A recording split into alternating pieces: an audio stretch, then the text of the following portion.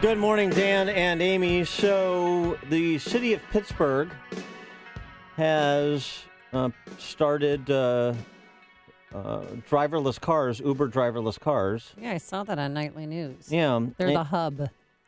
And the response to that from the city of Chicago and 14th Ward Alderman Ed Burke has been to preemptively ban driverless cars in Chicago. Why is that? Well, why don't we ask the source? We're pleased to be joined by 14th Ward Alderman and Chairman of the City Council's Finance Committee, Alderman Ed Burke. Alderman Burke, thank you for joining us. Good morning. Good morning. So explain the rationale behind the preemptive strike. Well, I think that right now there is a lack of understanding about these devices, and shouldn't we first of all ban them, and then if they prove to be safe and reasonable, then the use of these driverless vehicles can be authorized. But in the beginning, I think this is putting the horse before the cart, so to speak. Well, what concerns you about the driverless car? Is it the fact that there's no driver in that? You haven't seen any research yet? Because they're making a big push in Pittsburgh to promote Uber and driverless cars.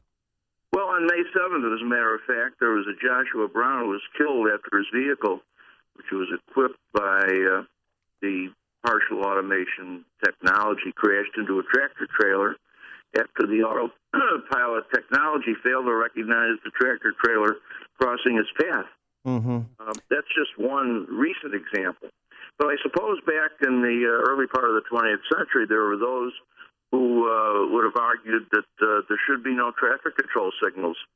People should just go out and drive their new Model Ts without any controls. But there's another aspect of this that nobody has fully explored, in my opinion, and that is, what does it do to our economy? There are literally hundreds and hundreds of thousands of jobs where people operate motor vehicles, delivery trucks, taxi cabs. What about those jobs that would disappear from our economy? Has anybody thought about what the ultimate result of that would be? Well, in fact, I've just recently read that there are proposals to have crewless cargo ships on the oceans. Well, the economy is a dynamic thing, isn't it? And innovation provides changes. I mean, I suppose since you hearken back to the days of the Model T, then you at that time would be arguing against the Model T to protect the horse and buggy industry. No, but I would argue that there ought to be traffic control signals if these devices are going to be used out on the street where people are going to be put at risk. Well, but you're talking about jobs. You're not talking about safety. You're just talking about protecting people's jobs who are cab drivers or delivery service drivers. Well, so we protect those jobs at the expense of innovation. How about radio talk show hosts? Well, right. We'll be robotic.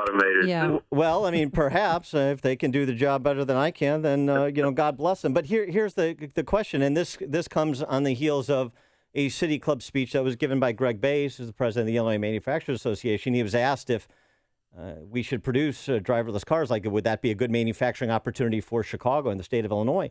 And he said, absolutely. So, on the one hand, you say, well, these jobs lost on the driver's side, and that potentially could happen. There's a Bloomberg story about the possibility of 4 million jobs being lost nationally through the advent of this technology. But the flip side, how do you replace those 4 million jobs? Well, but the flip side is manufacturing, which is a wealth-creating sector, like so the service sector is not. And oh, by the way, Illinois, Chicago, lagging behind our Great Lakes neighbors in the return of manufacturing jobs since the Great Recession. Well, there's a variety of reasons for that. There's no doubt about it. And so much of manufacturing has not only left the Great Lakes region, it's left the nation.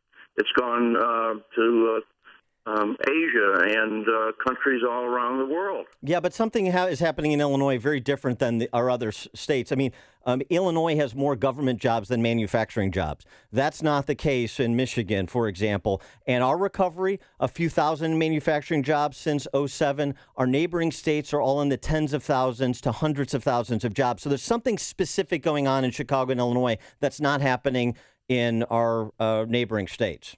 So what is it?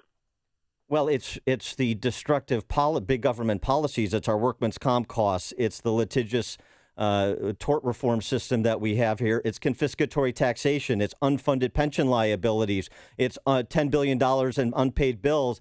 It's the city of Chicago being functionally bankrupt, and manufacturers, all employers, understanding the gathering storm and who's going to be responsible to endure it when all of the bills come due, as they are coming due, as we're not being able to really borrow except at Sopranos rates these days, as is the case with the city of Chicago. The city council just on Wednesday, when we adopted a plan to try and correct the problems with the Municipal Employees Annuity and Benefit Fund, which would have gone broke in about a decade if something wasn't done.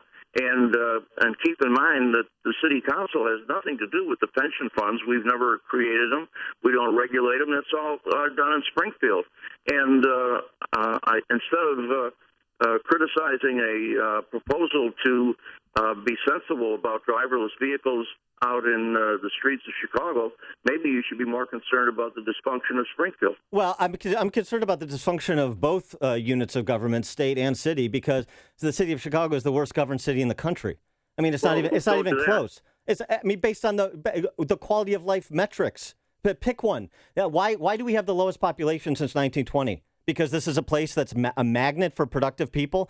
How about the black unemployment rate, the highest in the nation, city of Chicago? How about the crime rate, the highest in the nation? Well, not the highest in the nation, but per capita higher than New York. City of Chicago and creating thousands of jobs on the near west side. What about these are all the corporate headquarters that moved to the city of Chicago? What about the young people who graduate from colleges who want to live in the city of Chicago? Well, they want to be in Wrigleyville. They want to be in the West Loop. Yeah, you haven't. I don't think you're realizing what's really going on in Chicago. Well, you're looking at it through blinders. The numbers are the numbers. The highest property taxes in the nation. Shall I go on? Why are people leaving? If it's that's not true either. Well, it is. Alderman Burke. Property tax in the United States of America. The property taxes in the suburban areas around the city of Chicago are far higher than Chicago. They're also paying the highest property tax. They're also paying the highest property taxes in the nation, and now we've got the water and utility tax on top of it. When do we get the city income tax or the suburban commuter tax that you've proposed? It's always taxation. Now, number one, I didn't propose a suburban commuter tax. Number two, it's only the legislature of the state of Illinois that can authorize a city income tax. The city council has nothing to do with that. Let's talk about you can support the idea. Yeah. The city council has no influence on what goes.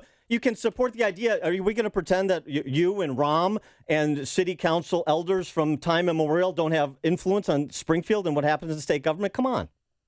You're all Chicago Democrats that run it. Mike Madigan, John Cullerton. Who are those guys? Suburban Republicans? No, they're leaders of the Illinois General Assembly who are elected by their voters and then elected by their members. All right, Alderman Burke, I just want to know when it's going to end. I mean, once again, now with this new tax on water and sewer pickup, 29%. So eventually it's going to be $262 a year. Right now, my bill doesn't even match up to that when you look at it as a whole for a year. So I feel like we're paying for politicians' irresponsible and fraudulent spendings because we are the ones who have to pay for these pensions, for the municipal workers' pensions. And just when is it going to end? Well, in my opinion, not only does the city have a legal responsibility to take care of people who have paid into these pension funds, there's a moral obligation. And whatever it takes to make sure that those funds survive and don't go bankrupt needs to be examined. But I heard you say on the council floor. Into pensions when we were supposed to be talking about no, because this is vehicles. no. But I heard you say if you wanted to talk about this. Why didn't you indicate that was what you wanted to do in your request for an interview? We can go back to driverless cars. Let's go back to driverless. No, but wait, I just want one issue because I saw you say on Channel 7. So this was made public. You said that you felt okay to raise our water and sewer tax by 29.5% because if you compare us to other cities, we have a very low taxation on that. Correct? Well, that's absolutely correct.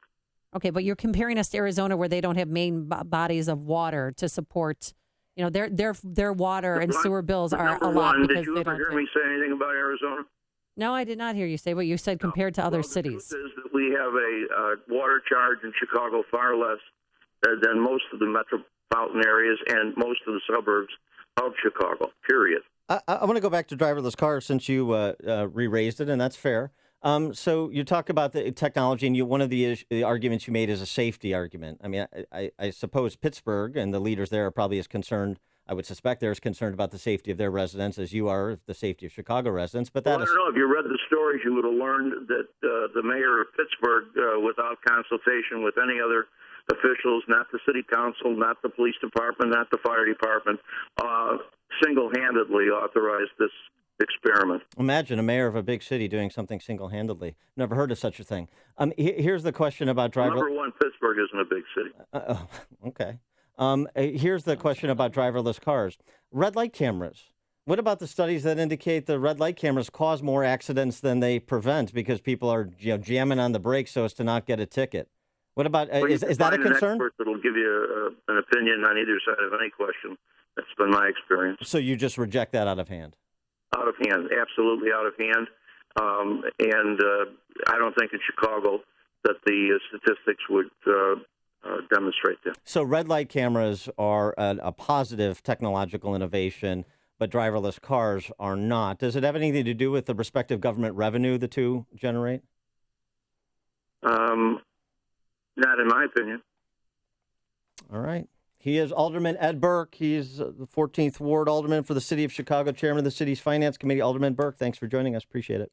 Have a good day, folks. All right, you too. And he joined. It's about time, I think, for hostless radio shows. All right. Well, there's another technological innovation. Pass an ordinance. Have a good day.